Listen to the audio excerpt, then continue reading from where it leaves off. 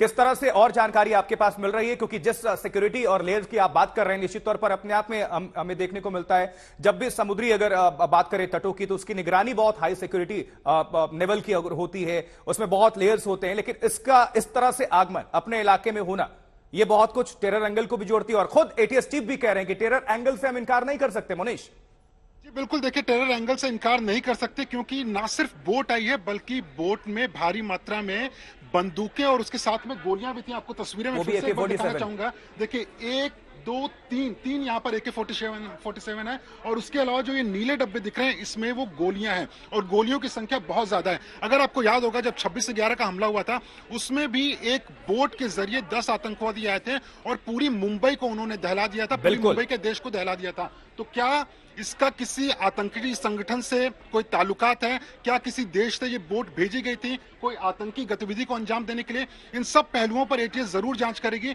लेकिन security labs को लेकर भी यहाँ पर एक बड़ा सवाल खड़ा होता है, क्योंकि देखिए जब 26/11 हमला हुआ था तो कहीं ना कहीं समुद्री सुरक्षा को लेकर बड़े बड़े दावे किए गए थे कि उस समय कमजोर है, इसके लिए हम बढ़ा रहे हैं। लेकिन 3 सिक्योरिटी में आपको बता दूं, नेवी जो है वो इंटरनेशनल वाटर्स में सिक्योरिटी करती है, 12 नॉटिकल माइल तक जो कोस्ट गार्ड है उसकी सुरक्षा रहती है, और जो तट होता है वहां पर जो महाराष्ट्र पुलिस है वो पेट्रोलिंग करती है अपने बोट के जरिए। लेकिन इन सब के बीच में एक बोट का इस तरह से इस तट पर पहुंच जाना, जहां पर आप देखिए चंद कदमों की दूरी पर वो चाहते, अगर कोई देखता नहीं उनको, तो अगर इसमें आतंकवादी होते वो चाहते तो सीधा हिंदुस्तान की सीमा में घुस जाते और कोई भी आतंकवादी घटना का अंजाम दे सकते थे। अमरीश, इससे बहुत सारे और भी सवाल उठते हैं, इससे बहुत सारे और भी सवाल उठते हैं कि क्या कोई इस तरह की प्लानिंग नहीं थी? हमारे साथ कमलेश भी मुंबई महाराष्ट्र से जुड़े हुए हैं। कमलेश, और भी सवाल उठते हैं कि हो सकता है कि ये तो अभी ट्रेलर हो, भेजा गया हो, जिसमें कोई व्यक्ति और इस बोट पे मौजूद ना हो, शख्स मौजूद ना हो,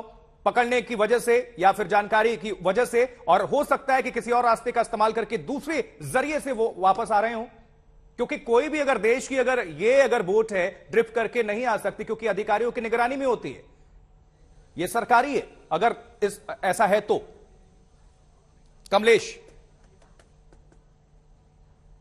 यही सवाल मैं मुनीश पांडे से ले लेता हूं, हमारे सहयोगी न्यूज रूम से जुड़े हुए। मुनीश, क्या आपको लगता है, क्योंकि ये अपने आप में बहुत सारे गंभीर सवाल करते हैं, क्योंकि 26/11 आपको याद होगा समुद्री रास्ते का इस्तेमाल किया गया था, और इतने समुद्री रास्ते का दोबारा इस्तेमाल हुआ है, इतने जखीरे अगर मिले हैं हथियारों का और एक बोट से, तो इस पे आप टेरर एंगल से इंकार कर ही नहीं सकते, जैसे खुद एटीएस चीफ कह रहे हैं। जी बिल्कुल, और इसीलिए एटीएस चीफ जो हैं वो खुद मुंबई से रायगढ़ की तरफ रवाना हो चुके हैं। एटीएस की एक टीम वहां पर पहुंच चुकी है, और मुझे यह भी जानकारी मिल रही है कि कोस्ट गार्ड जो है वो भी अपनी पैनी नजर बनाए हुए उसको लेकर वो भी अपनी जानकारी इकट्ठा कर रहे हैं। हो सकता है कि अब से 10-15 मिनट के अंदर में कोस्ट गार्ड एक स्टेटमेंट भी रिलीज करे और बताए कि आखिरकार ये सब कुछ कैसे हुआ, सिक्योरिटी लैप्स हुआ तो उसके लिए जिम्मेदार कौन है। ये सारी चीजें तो बाद में देखी जाएंगी, लेकिन जो आपने सवाल किया वो बेहद अहम हो जाता है, क्योंकि महाराष्ट्र और मुंबई एक ऐसा स्टेट और शहर है जो कि चारों तरफ से लगभग समुद्री इलाके से घिरा हुआ है। ऐसे में अगर कोई भी बोट इस तरह से आती है तो कहीं ना कहीं उसको लेकर बड़ा सवाल जरूर खड़ा होता है। दूसरा यह है कि आपने 26/11 का हमला खुद झेला हुआ है। 26/11 के वक्त मैं खुद मुंबई में था, लगभग 8-9 साल मैंने मुंबई में काम किया हुआ है, महाराष्ट्र पुलिस के साथ काम किया हुआ है।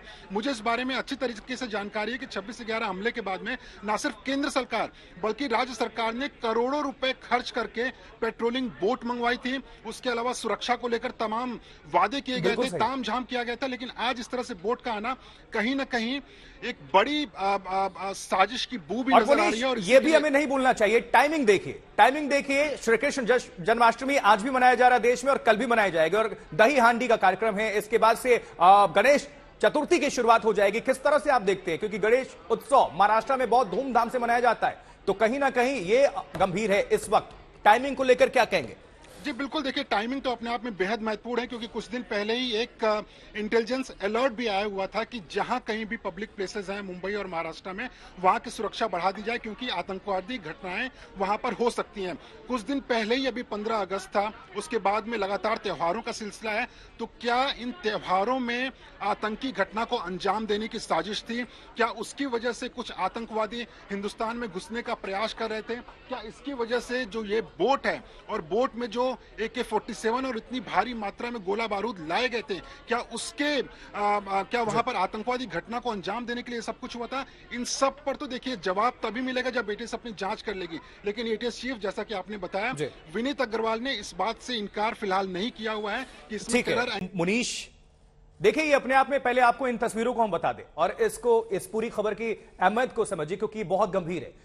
अब से थोड़ी देर पहले, लगभग आधा घंटा हुआ, ये जानकारी मिली, वहां पर तमाम जो हमारे सिक्योरिटी एजेंसी के लोग हैं, महाराष्ट्र पुलिस की जो उच्च अधिकारी है वहां पर पहुंचे। रायगढ़ से जानकारी मिली कि एक बोट नजर आई है संदिग्ध, जिसमें से 3 AK-47 और साथ ही भारी मात्रा में कारतूस बरामद किए गए हैं। इसके बाद से सनसनी मच गई, लेकिन महाराष्ट्र पुलिस और एटीएस चीफ खुद कह रहे हैं कि अभी कुछ भी पैनिक होने की जरूरत नहीं है। जांच लगातार चल रही है कि आखिर ये बोट किसकी है, किसी देश की कंट्री से ये बोट आ गई है क्या ड्रिफ्ट होकर, या फिर आतंकवादी कनेक्शन है। टेरर एंगल से भी इनकार नहीं किया जा सकता, इसलिए हर पहलू, हर एंगल को ढूंढा जा रहा है, जांचा परखा जा रहा है। लेकिन अभी तमाम जो आला अधिकारी हैं, उच्च अधिकारी हैं, मौके पर पहुंच गए हैं और एटीएस चीफ खुद रायगढ़ के लिए रवाना हो चुके हैं। लेकिन सबसे बड़ी बात वही कि क्या फिर से महाराष्ट्र को, मुंबई को दहलाने की साजिश चल रही थी?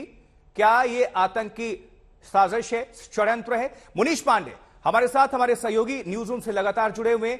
मुनीश, जिस तरह से आप 26/11 को देखते हैं, उसके बाद से फिर से इतने बड़े हथियारों का जखीरा बरामद होना एक समुद्र के अंदर से, एक बोट के अंदर से, जिसमें किसी व्यक्ति की मौजूदगी नहीं थी, अपने आप में बहुत ये सवाल खड़े करता है। अभी पाकिस्तान एंगल भी है, क्योंकि अभी देश में बहुत सारा फेस्टिव सीजन है, तो इससे आप इनकार नहीं कर सकते। जी बिल्कुल, देखिए जो अभी ताजा जानकारी निकल कर आ रही है उसमें पुलिस ने उस कंपनी को कांटेक्ट किया है जिस कंपनी का स्टिकर बोट पर लगा हुआ था, तो उस दिशा में जांच शुरू हो चुकी है कि आखिरकार जो ये नाव पकड़ी गई है वो नाव किस देश की थी और किन लोगों से उसका संपर्क था। तो वहीं दूसरी तरफ जो एटीएस है वो टेरर एंगल की जांच शुरू कर दी है, तो तमाम एंगल पर जांच हो रहा है। लेकिन जो आपने सवाल किया कि देखिए रायगढ़ जो है इसकी मुंबई से दूरी बहुत ज्यादा नहीं है। अगर बोट के जरिए आप जाते हैं 1 घंटे में आप रायगढ़ से मुंबई पहुंच जाते हैं। अगर आप रोड के जरिए आना चाहते हैं तो 3 घंटे में आप रायगढ़ से मुंबई पहुंच जाएंगे, और 3 घंटे ज्यादा बोल रहा हूं मैं, 2 घंटे के अंदर दोपहर या रात के वक्त आप पहुंच सकते हैं। तो इस तरीके से जो रायगढ़ का लोकेशन है वो अपने आप में काफी सेंसिटिव हो जाता है। रायगढ़ 80 के दशक से मैं बता दूं आपको हमेशा से सेंसिटिव रहा है, लेकिन क्योंकि जब दाऊद इब्राहिम भी एक्टिव हुआ करता था मुंबई में, तो उसके ड्रग्स से लेके तो हथियारों का जखीरा जो था, और आपको बता दूं ना सिर्फ 26/11 बल्कि 1993 का जो मुंबई में आतंकवादी हमला हुआ था जिसके पीछे दाऊद इब्राहिम था, उसमें भी हथियारों और आरडीएक्स का जखीरा जो था वो रायगढ़ के ही बीच पर आया हुआ था, रायगढ़ के ही तट पर आया हुआ था। तो एक बार फिर से रायगढ़ में अगर इस तरह से बोट आती है, और आप देखिए इसमें तस्वीरों में देखिए एकदम साफ आपको दिखाई दे रहा है, बोट लगभग जब वो तट पर पहुंच चुकी है तब हमारी सुरक्षा एजेंसियों को, पुलिस को पता चलता है कि इस तरह की कोई एक बोट आई है। जो जानकारी हमें मिली है उसके मुताबिक जो लोकल्स थे वहां पर, जो वहां के रहने वाले बाशिंदे हैं, उन्होंने पुलिस को जानकारी दी कि उन्होंने इस तरीके के एक बोट को देखा हुआ है। शुरुआत में पता चल रहा है कि इस बोट का जो संबंध है किसी एक विदेश, किसी एक फॉरेन कंट्री से है। लेकिन बता दूं मैं आपको कि इस तरह से जब बोट आता है वो भी ज्यादा बड़ी बात नहीं थी, लेकिन जो उसमें AK-47 मिला है और जो गोलियां मिली हैं वो तो साफ दर्शाता है कि ये जो बोट है उसमें वो लोग जरूर बैठे